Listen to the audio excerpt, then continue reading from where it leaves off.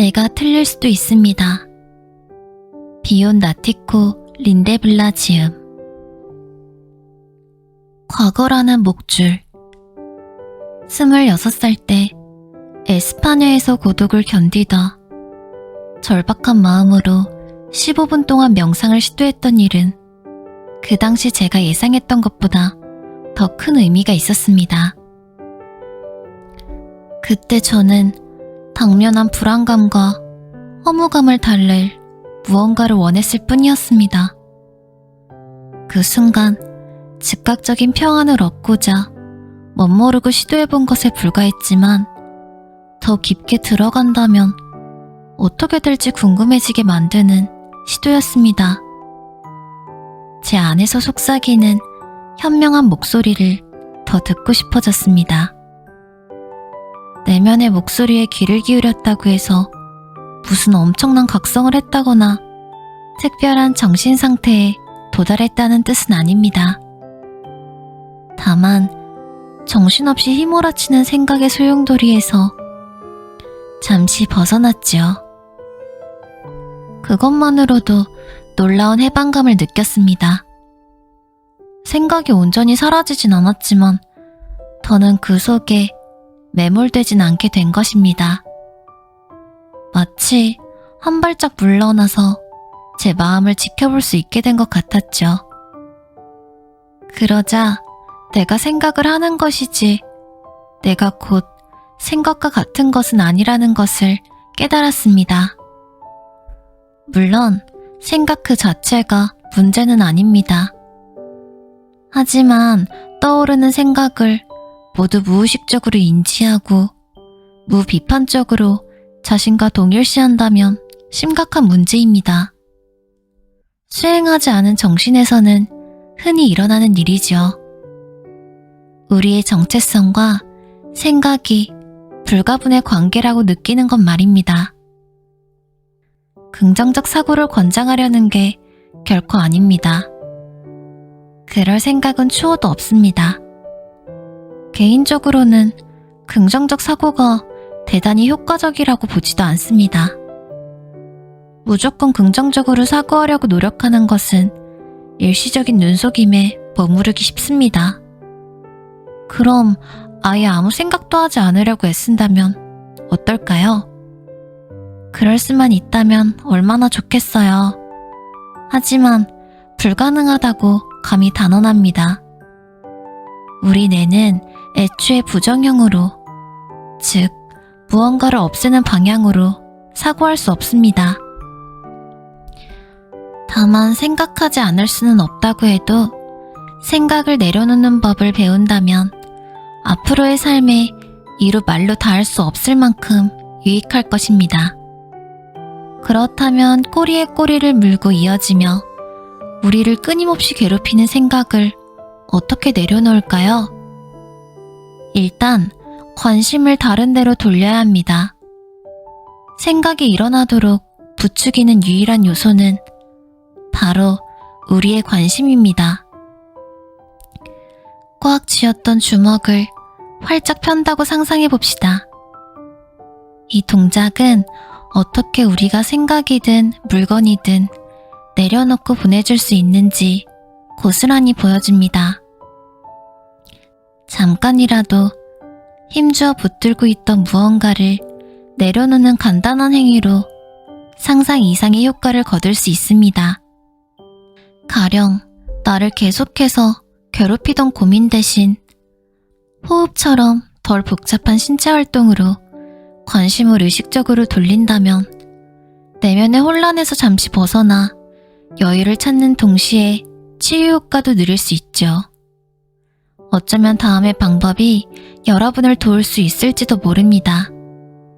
기꺼이 시도할 마음만 있다면 말이에요. 우리의 상반신은 일종의 물병과 같습니다. 숨을 들이마실 때는 몸 안에 물이 차오른다고 상상해 보세요. 숨을 내쉴 때는 수위가 내려가서 병이 비워집니다. 숨을 들이마실 때는 물이 바닥에서부터 다시 차오릅니다. 호흡이 엉덩이에서 또는 더 바닥에서부터 시작된다고 상상해 봅시다. 그런 다음 물이 배를 지나 가슴과 목까지 차오르는 기운을 느껴보는 겁니다. 밀려왔다가 밀려가는 이 파도에 자신을 잠시 내맡겨 봅시다. 자세가 썩 편하지 않다면 자기 몸에게 다정하고 부드럽게 물어보길 바랍니다. 어떻게 호흡하는 게 제일 좋니? 가슴을 조금 더 펴면 공기를 들이마시기가 더 편하니? 어깨를 살짝 내리면 어떨까? 이 정도면 됐다고 느껴지는, 몸속 깊이 편안하다고 느껴지는 그런 순간이 옵니다. 당장은 이렇게 호흡만 하면 됩니다. 다른 일은 전혀 신경 쓰지 않아도 되죠. 휴가를 떠난 셈입니다. 전두엽의 스위치도 꺼버렸습니다. 이 순간 책임질 일은 하나도 없습니다. 이 순간 짜내야 할 기획안도 제시해야 할 의견도 없습니다. 잊어서는 안 되는, 꼭 기억해야 하는 사항도 전혀 없어요. 여러분이 신경 쓸 일은 오로지 호흡뿐입니다. 원하는 시간 동안 호흡에만 집중하면 되는 겁니다. 일상에서 자기 자신에게 이처럼 몰입하고 관심을 기울이는 시간이 얼마나 되나요? 기회가 찾아왔다면 어딘가 어색하고 두려운 마음은 뒤로하고 시작해보길 바랍니다. 호흡으로 뭔가를 얻을 수 있어서가 아닙니다. 삶의 모든 부분을 차분하고 평온하게 바꾼다거나 내면의 희열을 맛볼 수 있어서도 아니에요. 특별히 영적인 사람이 되고 싶어서도 아닙니다. 단지 호흡이란 원래 그만큼 가치 있는 것이기에 거기에 주의를 기울여 보자는 겁니다. 호흡과 관련된 중요한 어휘들을 생각해 봅시다. 영감을 뜻하는 단어 인스퍼레이션에는 숨을 들이마신다, 즉 흡입의 의미가 담겨 있습니다. 열망을 뜻하는 단어 에스퍼레이션에는 숨을 내쉰다, 즉 흡출의 의미가 담겨 있습니다. 정신이나 활기를 뜻하는 스피릿과 스피리추얼의 어원도 숨을 쉰다는 뜻을 가진 라틴어에서 출발했습니다. 이런 언어들의 관련성이 단순한 우연은 아니라고 생각합니다. 우리 본연의 생기와 힘을 느끼며 살아가고 싶다면 일상적으로 호흡에 주의를 기울여야 합니다. 태국의 대선자이자 제가 수행했던 숲속 사원의 주지였던 아잔차 스님은 이렇게 말했습니다. 태어나서 죽을 때까지 한 번도 자기 몸을 드나드는 호흡을 의식하지 못하는 사람들이 있습니다. 이들은 그만큼 자기 자신에게서 멀리 떨어져 사는 것입니다. 관심을 어디로 기울일지 선택하는 게 뭐 그리 어려울까 싶겠지만 참으로 어려운 일임을 솔선해서 인정하겠습니다. 처음 호흡에 집중하려고 시도할 때 우리의 마음은 대부분 요요처럼 정신없이 움직이거든요. 몇 차례 호흡을 따라가는가 싶다가도 사소한 일에 주의력이 흐트러지고 맙니다. 그러면 우리는 참을성 있게 관심의 끈을 다시 당겨야 합니다. 당기고 또 당기기를 몇 번이고 반복해야 하죠. 우리의 마음은 지칠 줄 모르고 전혀 예상치 못한 방향으로 치닫습니다. 하지만 우리 역시 집중력이 흐트러질 때마다 결국 또 길을 잃었다는 것을 알아차립니다. 그럴 때마다 우리가 해야 할 일은 자신을 꾸짖거나 이번에는 어느 정도 해냈는지를 평가하는 것이 아닙니다. 다만 또다시 흐름을 놓쳤다는 것에 주목한 뒤 그 생각을 내려놓고 원래 집중하려던 대상으로 차분히 관심을 돌려야 합니다. 중간에 그만두고 싶을 수 있습니다. 하지만 꿋꿋이 버틸 만한 가치가 있죠.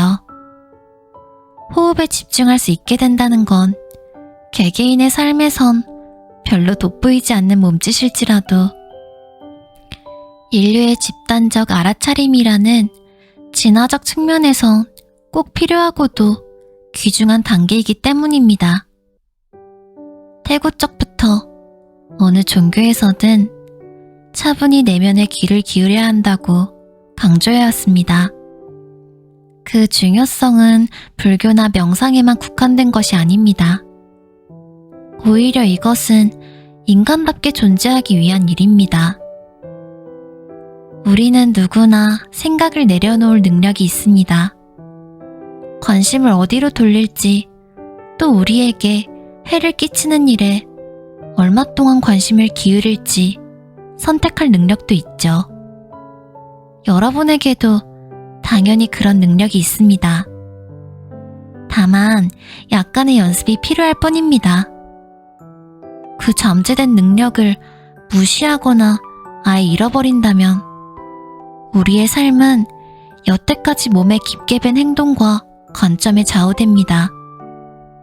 모든 결정을 습관적으로 내리게 되죠.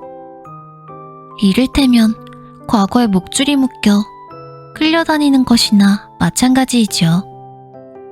결국 우리는 같은 트랙을 계속해서 돌고 또 돌게 됩니다. 그런 삶은 자유롭지 않습니다. 그 안에는 존엄도 품위도 없습니다. 그렇다면 목줄을 끊어내기가 쉬울까요? 쉽지 않습니다. 그래도 최선을 다할 만한 가치가 있을까요? 물론이죠. 곰돌이푸의 지혜. 태국의 숲속 사원은 어떤 면에서 꽤 극단적입니다. 자극적인 것은 일절 찾을 수 없죠. 현대인이 시간을 흘려보내고 결과적으로 내면의 소리를 피하려고 활용하는 오락물이나 대중문화에 접근할 기회가 전혀 없었습니다. 사원 도서관에서 가장 많이 읽힌 책은 제 동생들이 해마다 크리스마스와 생일에 보내주었던 켈빈과 홉스 만화책 시리즈였습니다. 얼마나 많은 이가 이 만화책의 드높은 문학적 가치를 알아보았는지 너덜거리지 않는 책장이 한 장도 없었습니다. 그 중에서도 켈빈과 홉스를 유난히 좋아한 콘다뇨라는 승려가 있었습니다. 희한하게도 콘다뇨는 명상과 불교에 관련된 활동에 전혀 관심이 없었습니다. 오히려 사원 생활의 현실적인 측면, 즉 뭔가를 짓거나 만화책을 읽는 등의 활동만 좋아했죠. 완전하게 깨달으니 라는 뜻을 담은 그의 승명을 생각하면 더 재미있는 일이었습니다. 어느 날 저는 선당에서 그날의 식사를 기다리고 있었습니다. 앞서 언급했듯이 날마다 23시간 30분 동안 금식하다 보면 음식에 과도하게 집중하게 되죠. 특히 제 집착은 심각했습니다. 그날도 자리에 앉아 자세를 잡고 기다리면서 상을 흘기 쳐다보았습니다. 그날 상에는 제가 제일 좋아하는 메뉴가 올라와 있었죠. 코코넛 밀크에 졸인 찹쌀밥과 잘 익은 망고였습니다. 맛있는 후식 생각 탓에 그날 우리에게 주어진 음식에 감사하는 마음을 유지하기가 무척 힘들었습니다. 제 차례가 될 때까지 그 후식이 남아있을지 계산하느라 머릿속이 분주했죠. 당시 저는 비교적 새내기 승려였던 터라 제 차례는 한참이나 뒤였습니다. 애타고 불안한 마음을 어떻게든 돌리려고 주위를 둘러보았습니다. 망고와 찹쌀밥 대신 다른 생각을 해야 했습니다. 그때 제 오른쪽으로 무척 화려한 원통형 용기가 눈에 들어왔습니다. 스톡홀름 경제대학에 다니던 시절, 시장 경제가 번창하려면 정부의 자유로운 흐름이 보장되어야 한다고 배웠습니다. 그래야 모든 행위자가 동일한 자료에 접근할 수 있기 때문이죠. 그런데 사원의 경제는 여러 면에서 대단히 불완전했습니다. 운영 자금을 전적으로 보시와 공양과 시주로 마련했지만 시주하는 사람에게는 그 어떤 것도 요구하지 않았습니다. 오로지 시주하고자 하는 사람들의 의사에 맡겨두었던 것입니다. 이 계율에 유일한 예외가 있다면 그들이 우리를 돕고 싶은데 어떻게 하면 좋은지 알고 싶다고 문의했을 때 정도였습니다. 그렇지만 사람들은 대체로 그런 질문을 던지기보다는 우리가 필요하리라고 짐작한 것들을 시주했습니다. 그 결과 어떤 물건은 도무지 감당할 수 없을 만큼 많이 들어오곤 했습니다. 그중 하나가 휴지였죠. 승려들은 이 많은 휴지를 어떻게 하면 적절히 쓸 수 있을지 참신한 발상을 계속 떠올려 했습니다. 방콕의 부유한 신도 중 한 사람이 일본에 방문했다가 두루마리 휴지를 담은 원통형 플라스틱 용기를 발견했습니다. 휴지심을 느슨하게 한 다음 심에 감긴 휴지를 용기에 넣으면 중앙에 뚫린 구멍으로 적당한 길이만큼 뽑아 쓸 수 있는 통이었죠. 화장실용 휴지를 통에 담으니 식탁에 놓고 냅킨처럼 써도 전혀 거슬리지 않았습니다. 몇몇 아시아 국가, 그 중에서도 일본 사람들은 키치적인 취향을 때로 즐긴다고 알려져 있습니다. 앞서 언급한 원통형 플라스틱 용기도 딱 그런 물건이었습니다. 저는 밝은 노란색과 선명한 분홍색으로 헬로키티를 그려놓은 용기를 넋놓고 바라보았습니다. 좀처럼 자극거리가 없다 보니 휴지를 담은 통조차 제 관심을 잡아 끌었던 것이죠. 혹시 뭐라고 쓰여있지는 않나 자세히 보려고 통을 집어들었습니다. 제가 아주 어렸을 때, 그러니까 휴대폰이 없던 시절에 사람들이 아침 식탁에서 우유값 뒷면의 글까지 모조리 읽던 때와 같은 행동이었죠. 과연 소득이 있었습니다. 용기 밑면에 영어로 몇 마디 쓰여있는 것을 발견하고 기쁜 마음으로 글귀를 읽어 내려갔습니다. 지식은 자신이 아는 것을 자랑한다. 지혜는 자신이 모르는 것 앞에서 겸손하다. 누가 상상이나 했겠어요? 휴지를 담는 알록달록한 통 바닥에 적힌 글귀에서 시간을 초월하는 지혜를 발견하다니. 글귀는 확신이 얼마나 위험한지 경고하고 있었습니다. 이미 안다고 생각하는 것에만 매달리면 어떤 경험이나 배움도 우리에게 스며들 수 없게 되어 너무나 많은 것을 놓치게 됩니다. 더 높은 지혜에 도달하고 싶다면 신념과 확신을 살짝 내려놓고 우리가 실은 그다지 아는 것이 없다는 사실에 좀 더 익숙해져야 합니다. 안다고 생각하는 것이야말로 큰 문제로 이어질 수 있습니다. 그렇지만 잘 모른다는 점을 알면 심각한 문제로 이어지는 일이 좀치 없습니다. 이미 안다고 생각하는 것에만 매달리며 살아간다면 어떻게 새로운 것을 찾을 수 있을까요? 어떻게 지혜를 배울 수 있을까요? 어떻게 우리 내면을 확장하고 다른 방법을 고안하고 인생의 즐거움을 느낄 수 있겠습니까? 아는 것에 집착하는 사람이 하나에 하나를 더하면 셋이 되는 방법을 찾을 수 있을까요? 내면의 지혜에 귀를 닫고서 자기 생각에만 매몰되어 확신이 가득한 사람이 어떤 느낌을 주는지 잘 보여주는 일화가 있습니다. 영국의 지혜가 담긴 명작 동화 곰돌이푸에 나오는 이야기죠. 푸와 피글렛이 함께 걸어가고 있었습니다. 빨간 티셔츠를 입은 푸와 분홍색 수영복을 입은 피글렛이 눈앞에 선하지 않나요? 두 친구는 토끼네 집에 잠시 들렀다가 나오는 길입니다. 푸가 말했습니다. 토끼는 참 영리해. 맞아, 토끼는 참 영리해. 피글렛이 맞장구를 쳤습니다. 게다가 토끼는 머리가 똑똑해. 푸가 칭찬을 계속했습니다. 맞아, 토끼는 머리가 좋아. 피글렛이 다시 맞장구를 쳤습니다. 둘 사이에 한참 침묵이 이어지더니 푸가 다시 입을 열었습니다. 그래서 토끼는 아무것도 이해하지 못하나 봐. 누구든 공감할 이야기일 겁니다. 자기 생각에 안개에 갇힌 사람들은 현재의 관심을 온전히 쏟지 못하죠.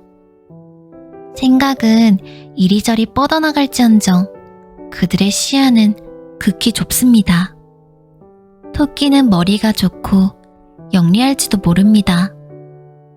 하지만 토끼나 곰돌이푸 중에서 누구로 살고 싶으냐고 묻는다면 적어도 제 답은 정해져 있습니다. 저는 우리 모두 내면의 곰돌이푸를 찾아야 한다고 생각합니다.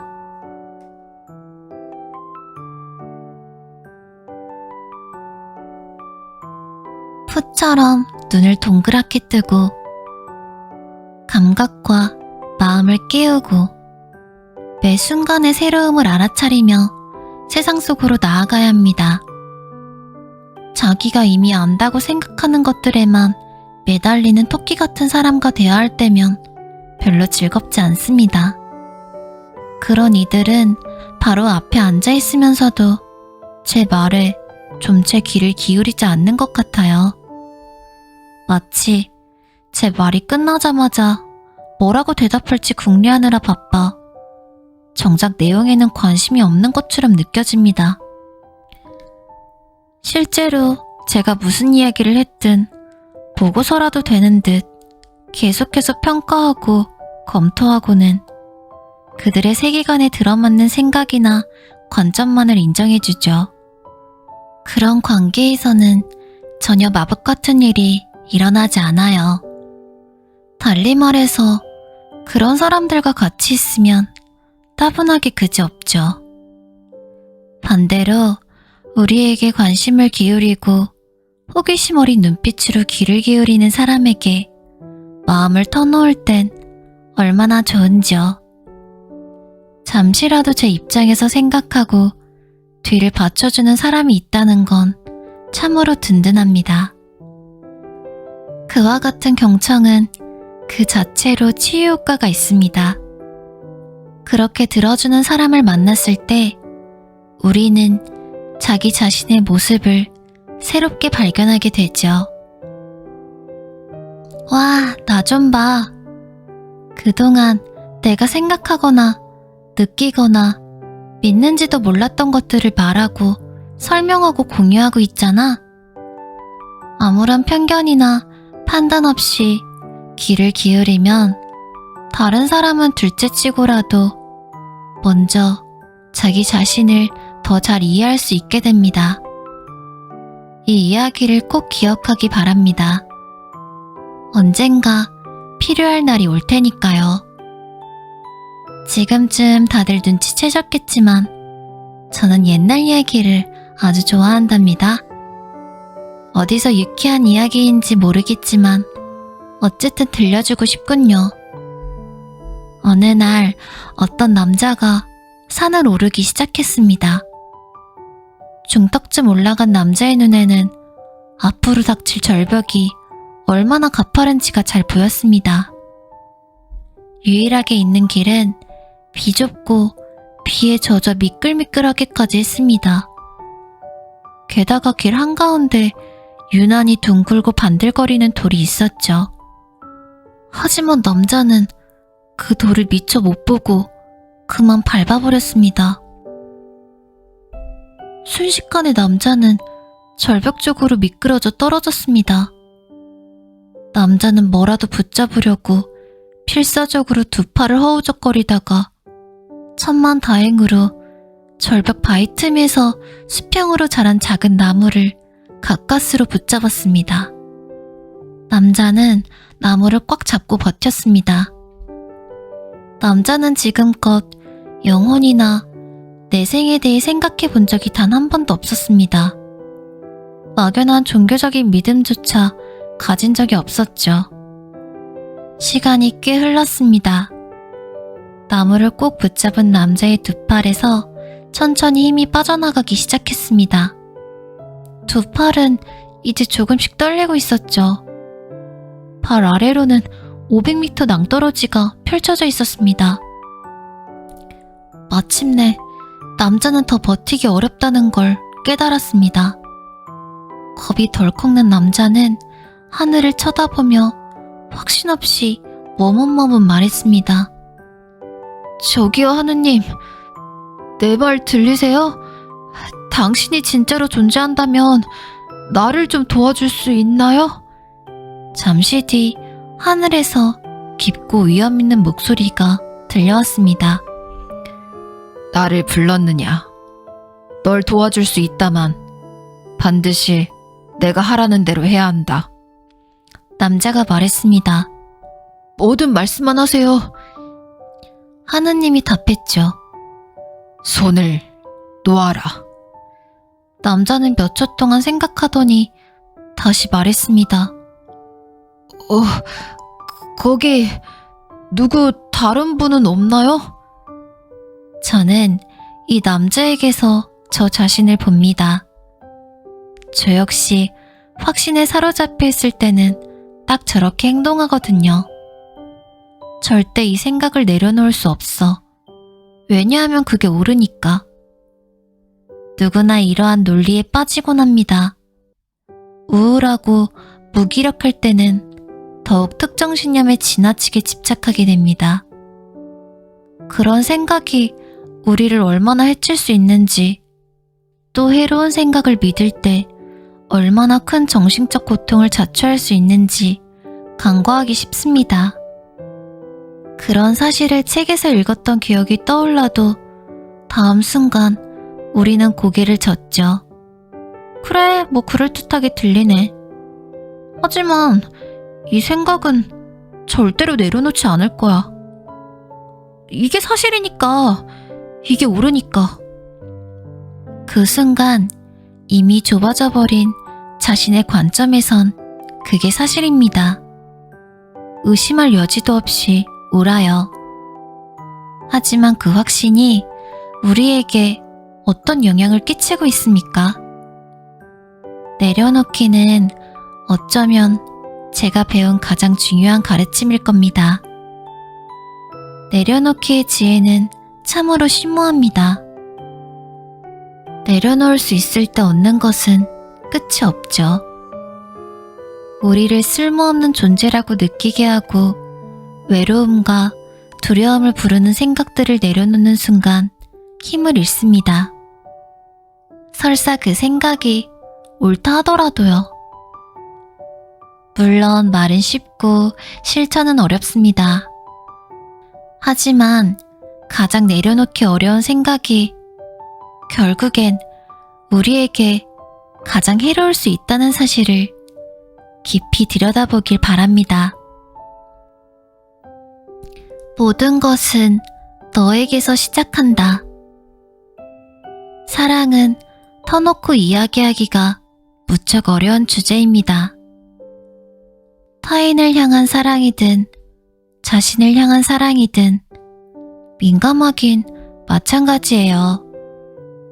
우리 인간의 가장 취약한 점과 대단히 밀접하게 연관되어 있기 때문입니다. 하긴 그렇기에 대단히 중요한 주제이기도 합니다. 부처님은 4가지 거룩한 마음가짐을 꼽았습니다.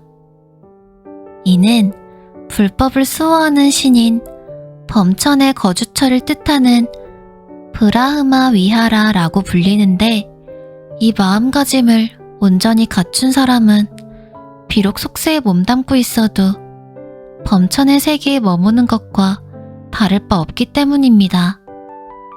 아울러 그 마음가짐 안에서 우리 안에 아름다움을 발견할 수 있기도 합니다. 거룩한 마음가짐 중 첫 번째는 자애입니다. 두 번째는 연민입니다. 세 번째는 희열입니다. 이것은 인간이 타고난 능력으로 다른 사람의 성공을 자기 일처럼 여기고 함께 기뻐하는 마음을 말합니다. 좋아하는 사람이 성공해서 행복할 때 우리가 느끼는 감정으로 다른 사람의 기쁨을 자기 기쁨으로 여기는 공감적 기쁨이 아닐까 합니다. 네 번째는 뜻밖에도 평온입니다. 평온은 폭넓은 지혜를 담은 감정입니다. 흔히 알아차림이 부르는 가장 기본적인 감정으로 부드럽고 총명하며 깨어있는 상태입니다. 모든 것을 받아들일 수 있고 그 모든 일이 순리대로 되었다는 것을 이해할 수 있는 마음가짐입니다. 이 거룩한 마음가짐들, 우리 마음속의 아름다운 안식처들을 어떻게 기르고 넓힐 수 있을까요? 부처님은 아주 간결하고 분명하게 그 방법을 말씀하셨습니다. 항상 너 자신부터 시작해야 하느니라. 우리 자신에게 먼저 연민을 베풀 수 없다면 다른 사람을 향한 연민은 더더욱 부족하고 취약할 것입니다. 다른 사람을 향한 사랑을 키우려면 우리는 애정의 방향을 내부로 돌릴 수 있어야 합니다. 안타깝게도 많은 사람이 그 점을 간과하여 정작 자기 자신을 돌아보지 않고 살아갑니다. 오히려 스스로를 비판하고 가혹하게 대하며 우리 자신도 연민의 대상임을 깨닫지 못합니다. 기분이 좋지 않을 때는 더욱 그렇습니다. 내 마음의 고통에 좀 더 공감하고 세심하게 살핀다면 삶을 더욱 멋지게 가꿀 수 있지 않겠습니까? 무방비로 고통에 맞서기 전에 우리 자신에게 진심으로 다음과 같은 질문을 던질 수 있다면 유익하지 않을까요? 내가 너무 오랫동안 이런 기분에 시달리지 않도록 지금 이 순간 나를 도울 방법이 있을까? 내가 좀 더 평온한 마음으로 살게 할 수 있는 일이 있을까? 머리로 해결하기는 어려운 일입니다. 우리는 이렇게 기분 나빠하면 안 돼. 이렇게 반응하면 안 돼. 너무 쉽게 의존하고 상처받고 시기하고 붕괴하면 안 된다고 라고 외치는 머릿속 생각들에 온통 주의를 빼앗겨서 마음속의 조용한 목소리를 너무 쉽게 놓쳐버립니다. 한 가지 확실한 것은 그런 식의 질책은 힘든 감정을 겪는 어떤 사람에게도 전혀 도움이 안 된다는 점입니다. 그보다는 고통의 원인을 파악해서 그것을 우리가 끌어낼 수 있는 최대한의 연민과 이해로 바라보려고 노력해야 합니다. 그래야 아무런 생각에 맞설 방법을 찾아낼 수 있고 그 생각을 믿지 않은 채 빛 한가운데로 끌어낼 수 있습니다. 우리 자신을 좀 더 너그럽고 관대하게 바라볼 수 있다면 자연스레 주변 사람들도 똑같은 방식으로 대할 수 있습니다. 우리 자신을 계속 가혹한 관점에서 바라보는 우리는 다른 사람들도 온전한 사랑을 베풀 수 없습니다. 사랑이라는 단어가 너무 거창하게 들린다면 굳이 쓰지 않아도 됩니다. 수행승 시절 저한테 훌륭한 본보기가 되어주신 아잔 수모대 스님은 제 아버지와 같은 해에 태어난 미국인이었죠.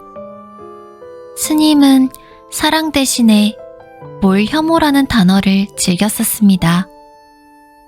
몰혐오는 따뜻함이 솟구치는 말은 아니지만 좀 더 현실적인 목표일 수 있습니다.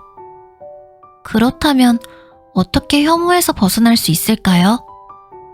어떻게 해야 저 자신과 타인을 싫어하지도 미워하지도 않을 수 있을까요?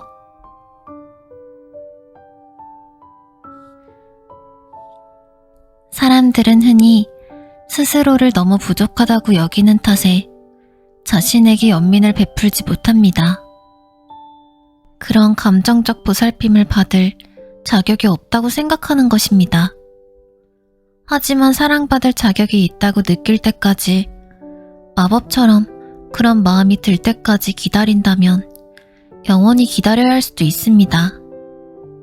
어떻게 해야 우리는 자기 자신에게 인간적인 온전과 너그러움을 허락할 수 있을까요? 도대체 얼마나 멋지고 아름다우며 성공해야 그 자격이 생기는 겁니까? 사소한 실수에 대해서도 얼마나 오랫동안 속죄해야 할까요? 손대는 모든 것을 얼마나 완벽하게 수행해야 하는 걸까요? 우리가 그런 경지에 도달하기는 할까요? 우리는 늘 할 수 있는 최선을 다하고 있습니다. 그것을 기억해야 합니다. 남들도 최선을 다하고 있죠. 때로는 그 사실을 놓치거나 그렇게 보이지 않을 수도 있지만 우리 중 대다수는 거의 언제나 이로운 존재가 되고 싶어 합니다. 하지만 상황이 늘 원하는 대로 흘러가는 것은 아니죠. 일이 잘 풀릴 때도 있고 안 풀릴 때도 있습니다.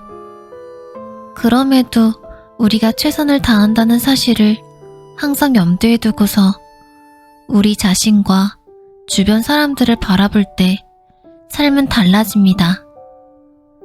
우리가 태어나서 죽을 때까지 맺는 온갖 관계 중에서 단 하나만이 진정으로 평생 이어집니다. 바로 우리 자신과 맺는 관계입니다. 그 관계가 연민과 온정으로 이루어진 사소한 실수는 용서하고 또 털어버릴 수 있는 관계라면 어떨까요? 자기 자신을 다정하고 온화한 시선으로 바라보고 제 단점에 대해 웃어버릴 수 있다면 어떨까요? 그리고 그와 같은 마음으로 우리 아이들과 우리가 사랑하는 이들을 거리낌 없이 보살핀다면 또 어떨까요? 그렇게만 된다면야 세상 전체가 반드시 좀 더 좋은 것이 될 것입니다. 우리 안에 고귀한 마음가짐이 흘러넘칠 것입니다. 두려워하지 않아도 돼. 2018년 9월 11일 바르베리에는 비가 내렸습니다.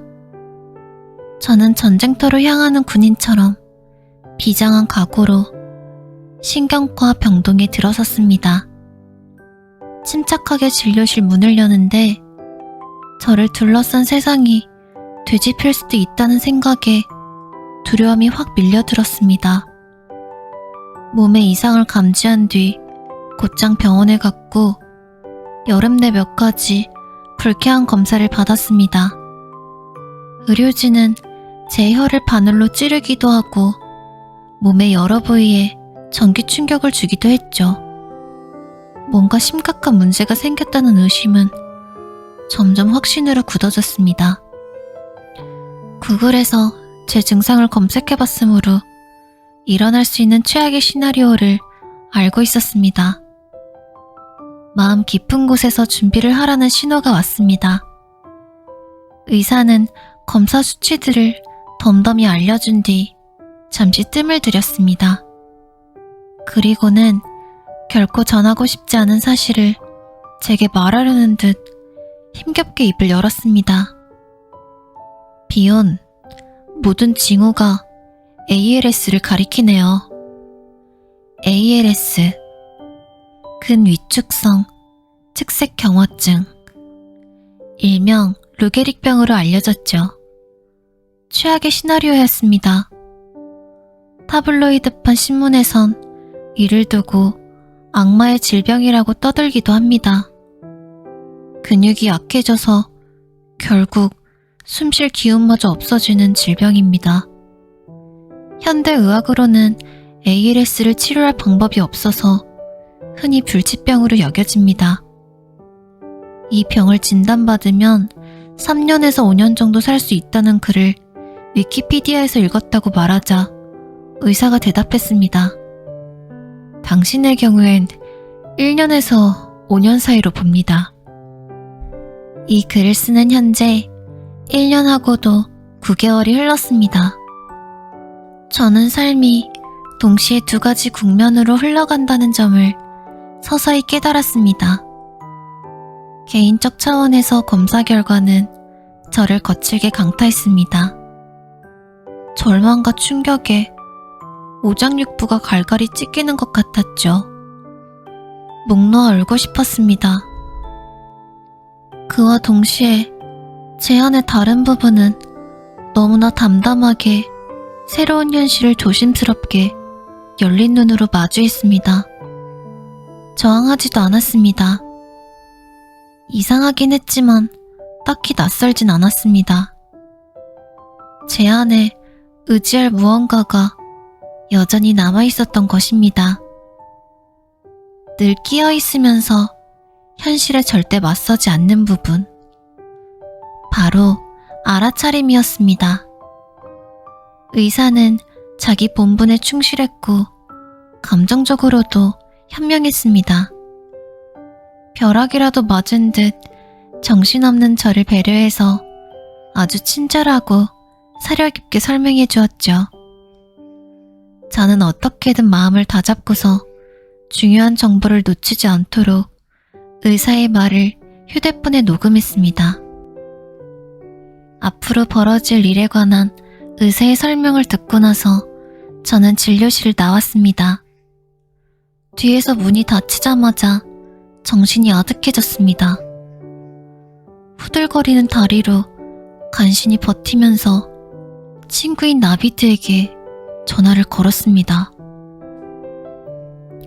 어떤 결과가 나오든 사랑하는 엘리사베트에게는 전화로 알리지 않기로 미리 합의해둔 터였죠. 집에 돌아가 얼굴을 보면서 얘기할 생각이었습니다. 우리 둘 다 무슨 얘기를 하게 될지 너무 두려웠습니다. 그래서 한없이 긴 복도를 걸어나와 쏟아지는 빗길을 뚫고 차에 이를 때까지 나비드가 저를 붙잡아 주었습니다. 운전석에 오르자 남은 여정은 혼자서 감당할 수 있을 것 같았습니다. 그래서 전화를 끊었습니다. 시동을 걸고 출발할 때까지는 그럭저럭 버틸만 했습니다. 곧이어 슬픔이 드높은 파도처럼 다가오기 시작했습니다. 고속도로에 이르자 제 안에서 화산이 분출하는 것만 같았습니다. 엘리사베트와 함께 늙어갈 줄 알았는데 내 의붓손자, 손녀들이 나고 자라는 모습을 지켜보고 싶었는데 도저히 견딜 수가 없었습니다. 그래서 또 다른 친구 라스에게 전화를 걸었습니다. 라스에는 누구보다 선하고 아름다운 영혼의 소유자로 제 인생의 등불 같은 존재지요. 폭풍우가 몰아치는 캄캄한 바다에서 가장 날카롭고 위험한 암초지대를 지날 때조차 라스에게 의지하면서 빛을 찾을 수 있었습니다. 그리고 그 빛은 늘 가장 설득력 있는 방식으로 한결같은 신호를 보냅니다. 모든 것이 원래 되어야 하는 대로 된다. 항상 우주는 실수를 저지르지 않는다. 라고요. 라스에는 제가 집에 도달하기 7, 8분 전까지 침착하게 제 마음을 단단히 붙들어 주었습니다. 실컷 울고 난 뒤처럼 속이 후련했습니다. 폭포우가 지나가자 몸이 다시 잔잔해졌습니다. 마음도 아주 편안해졌죠. 아무것도 생각하지 않고 차분한 상태에서 온전히 제 마음을 받아들였습니다. 고속도로에서 막 벗어나려는 순간 제 안에서 뭔가가 움찔거렸습니다. 전에도 몇 번 그랬던 것처럼 현명하고 직관적인 목소리가 또다시 제게 말을 걸었습니다. 제가 지금 말하려는 것처럼 장황하진 않았습니다. 실제로 언어의 형태를 띄었던 것도 아니었어요. 순간적인 환영이나 관념에 더 가까웠지만 그 메시지가 마음에 분명히 다가왔습니다. 지금까지 내가 진실하게 살 수 있도록 격려해줘서 고마워. 내 안에 아름다운 측면을 발휘할 기회를 많이 준 것도 정말 고마워. 그런데 내가 바랐던 때보다 훨씬 일찍 마지막 숨을 거둘 날이 올 것 같아. 차분히 생각해보니 용서받지 못할 일이나 깊이 후회할 일, 바로잡지 못할 일을 저지르진 않았어. 내 어깨를 짓누를 만큼 묵직한 업을 짓지는 않았어. 그래서 때가 오면 그동안 바르게 살았음을 알기에 난 환한 얼굴로 죽음을 맞이할 수 있을 거야. 다음에 무슨 일이 닥칠지 두려워하지 않으면서 숨을 거둘 수 있을 거야. 마법 같은 순간이 을에 그렇듯 그 순간도 무척이나 놀라웠습니다. 강렬하고 멋졌으며 즐겁기까지 했습니다. 더군다나 그 느낌은 막연한 추측이 아니라 단정적인 고백이었습니다. 저는 늘 바르고 진실하게 사는 것이, 양심에 부끄럽지 않게 살아가는 것이 중요하다고 믿어왔습니다. 누군가가 그런 노력을 알아주고 인정해주는 것만 같았습니다. 넌 지금까지 잘 준비해왔어. 아무런 후회나 미련 없이 죽음을 맞이할 수 있을 거야. 걱정할 필요 없어.